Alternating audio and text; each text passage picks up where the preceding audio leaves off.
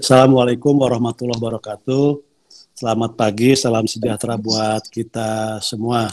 Mbak Titi yang saya hormati, Mas Nur Hasim, dan juga Mbak Nisa, serta teman-teman Perludem dan penggiat pemilu yang lainnya. Terima kasih, senang bergabung dalam diskusi daring pada pagi hari ini. Seperti tadi disampaikan Mbak Titi, memang saat ini Komisi 2 sedang menyiapkan tentu pertama soal naskah akademik, yang kedua terkait dengan soal draft RUU.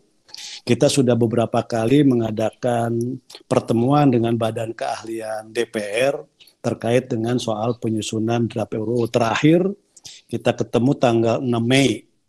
Komisi 2 beserta PKD tanggal 6 Mei merumuskan terkait dengan draft RUU pemilu ini. Disepakati bahwa kita akan melanjutkan dengan akan meminta pendapat fraksi masing-masing secara tertulis, yang paling lambat tanggal 8 besok dikirim ke Komisi 2 untuk disempurnakan lagi menjadi draft yang akan kita kirim ke Badan Legislasi untuk diharmonisasi.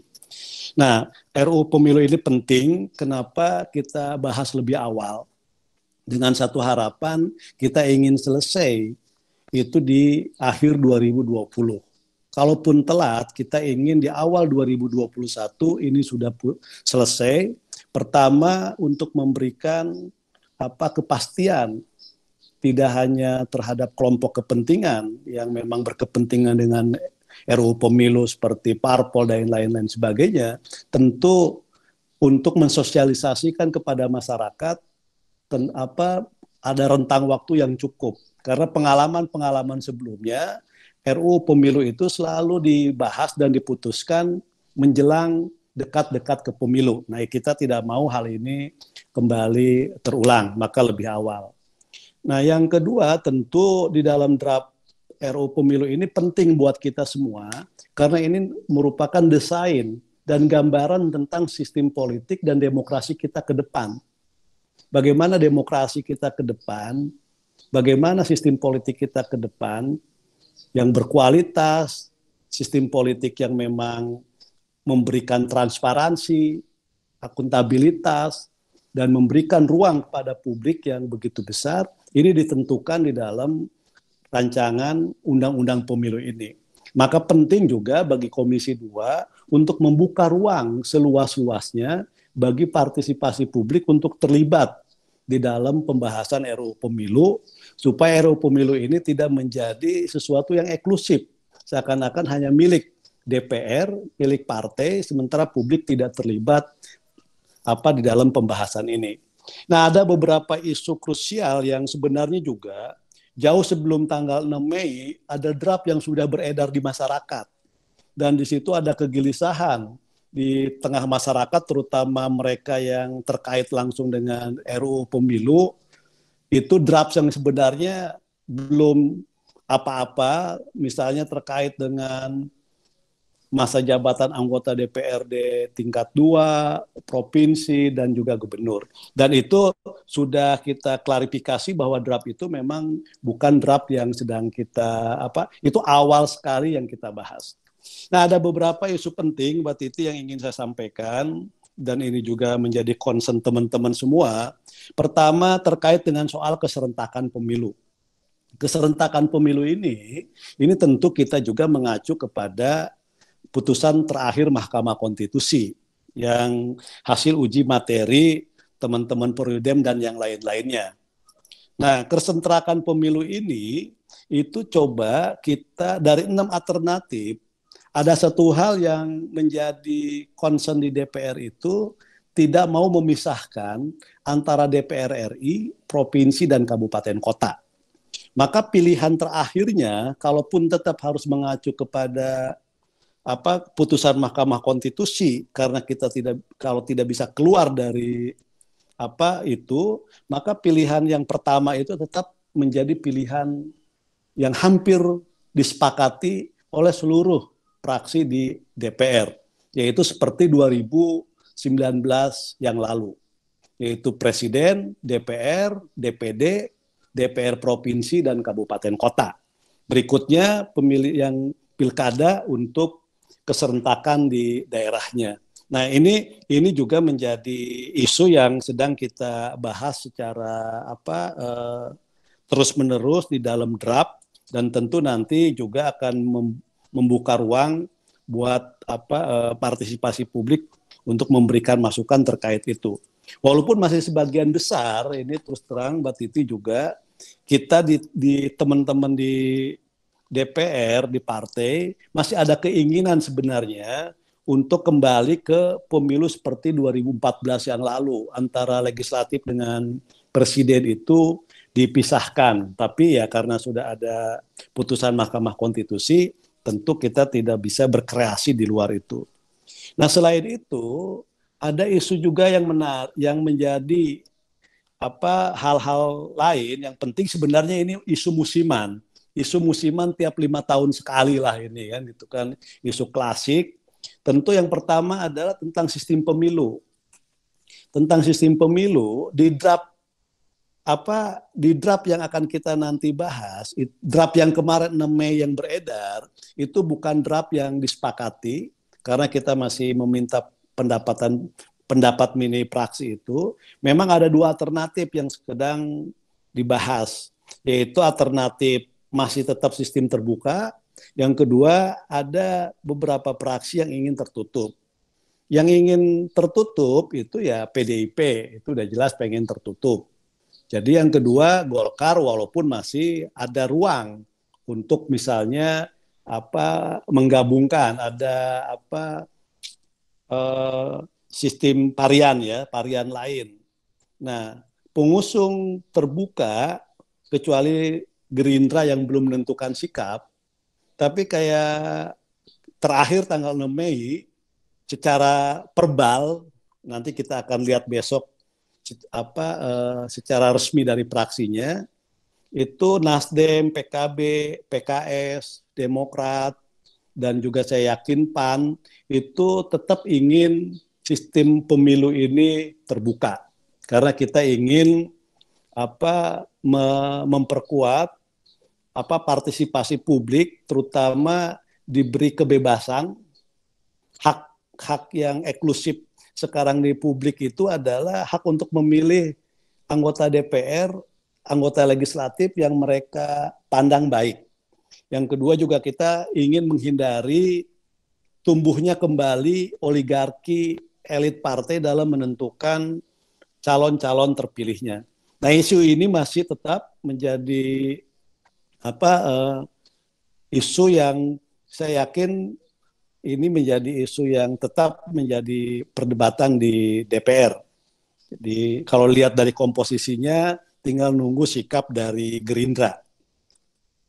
Nah, yang berikutnya juga, saya ingin yang isu-isu yang menonjol dulu saja sebelum ke hal-hal yang lain, yaitu tentang perdebatan parlemen threshold.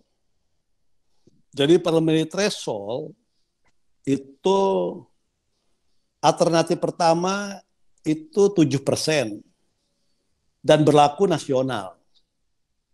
Jadi 7% itu partai politik peserta pemilu harus memenuhi ambang batas perolehan suara paling sedikit 7% dari jumlah suara sah secara nasional untuk diikutkan dalam penentuan perolehan kursi DPR.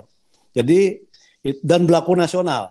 Jadi kalau misalnya di nasional yang lolos 7% threshold, maka otomatis di daerah juga yang lolos yang partai yang 7% di nasional tersebut.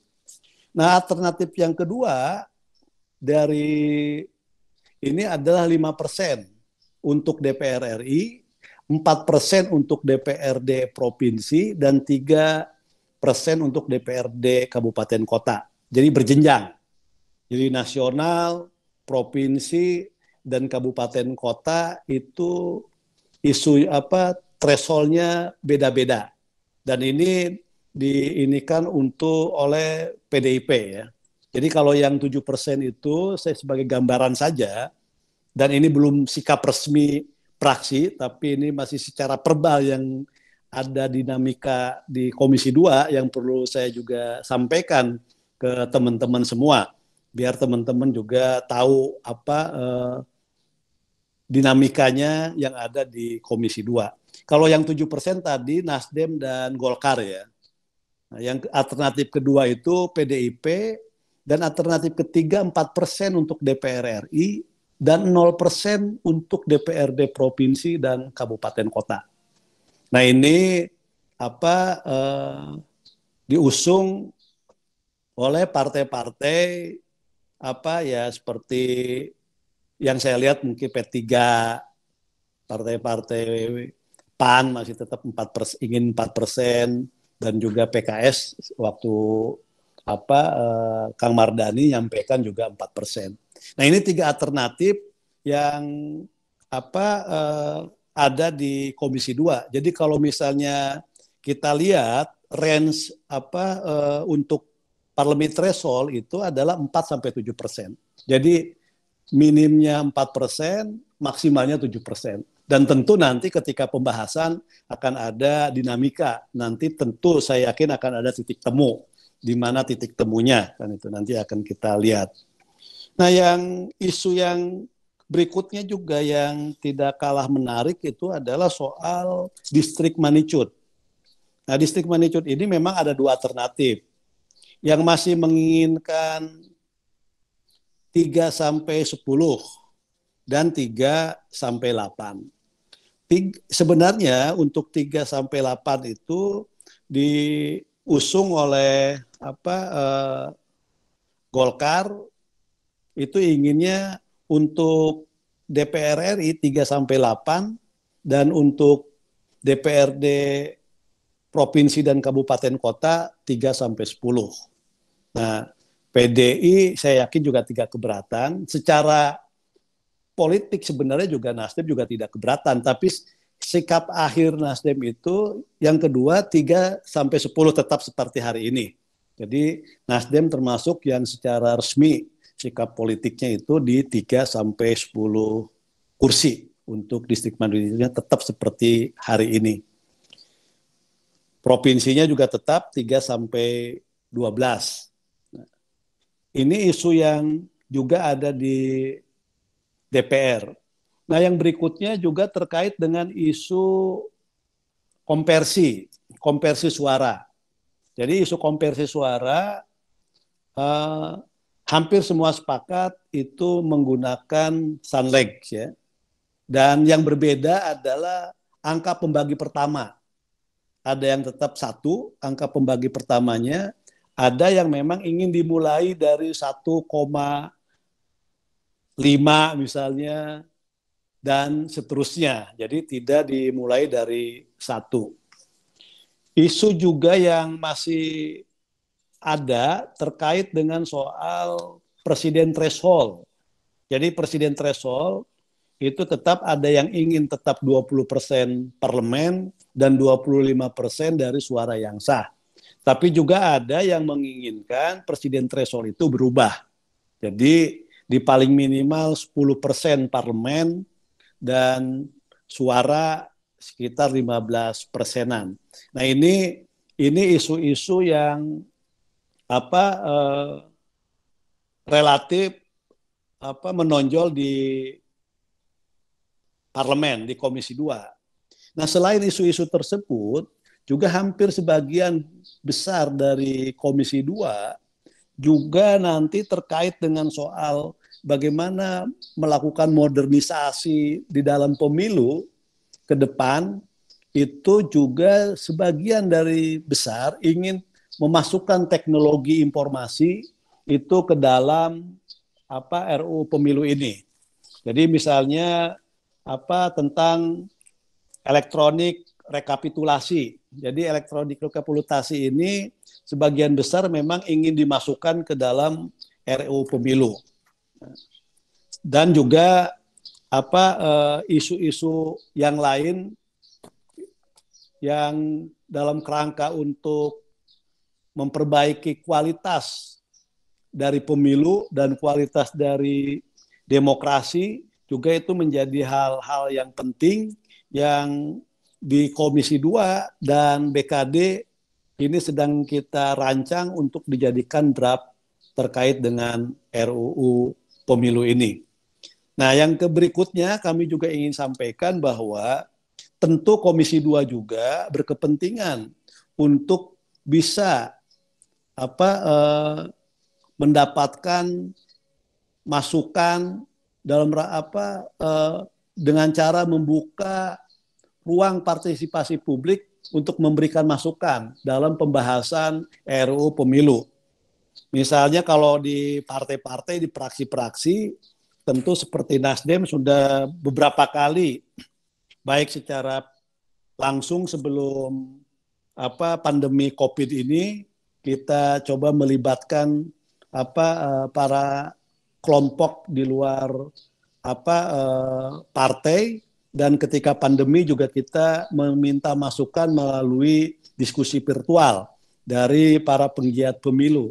Nah, tentu ini menjadi penting sekali lagi agar undang-undang pemilu nanti yang kita lahirkan itu bukan dari sebuah produk yang eksklusif, tapi menjadi produk yang memang melibatkan partisipasi publik secara masif. Karena ini penting, karena tidak hanya buat partai, tapi juga ini adalah mengikat semua. Semua kita yang concern terhadap upaya untuk terus-menerus membangun demokrasi yang sehat, demokrasi yang berkualitas, itu tentu ingin semua terlibat dalam pembahasan RUU Pemilu. Sebenarnya di awal kita juga ingin RUU Pemilu itu menjadi satu paket dengan partai politik. Jadi partai politik, pemilu, di dalamnya ada penyelenggara, legislatif, pilpres, bahkan juga dengan undang-undang MD3 disatu paketkan. Tetapi itu belum kesampaian, tapi ini baru kita memasukkan pilkada. Nah, terkait dengan pilkada, ini juga perlu saya sampaikan, sebagian besar kita ingin pilkada itu ada dilakukan normalisasi kembali. Jadi misalnya gini, 2020 tetap ada pilkada, nanti 2025 pilkada lagi, 2022 ada pilkada sesuai dengan jadwal yang ada, nanti pilkada lagi di 2027, dan 2023 tetap ada pilkada, dan pilkada lagi di 2028. Nah, kalaupun misalnya nanti akan diserentakkan dalam satu waktu yang bersamaan, itu tidak di 2024, tapi di 2027. Kenapa kita ingin di 2027 kalau diserentakkan? Supaya tidak ada masa jabatan dari para kepala daerah itu yang berkurang. Jadi kita ingin tetap seluruh masa jabatan kepala daerah, baik bupati, wali kota, dan gubernur, masa jabatannya adalah 5 tahun. Jadi kita itu terkait dengan soal pilkada. Jadi nanti juga itu adalah bagian yang tak terpisahkan dibahas di dalam RUU Pemilu. Nah, ini dulu teman-teman semua sebagai bahan sharing kita untuk nanti kita diskusi lebih lanjut.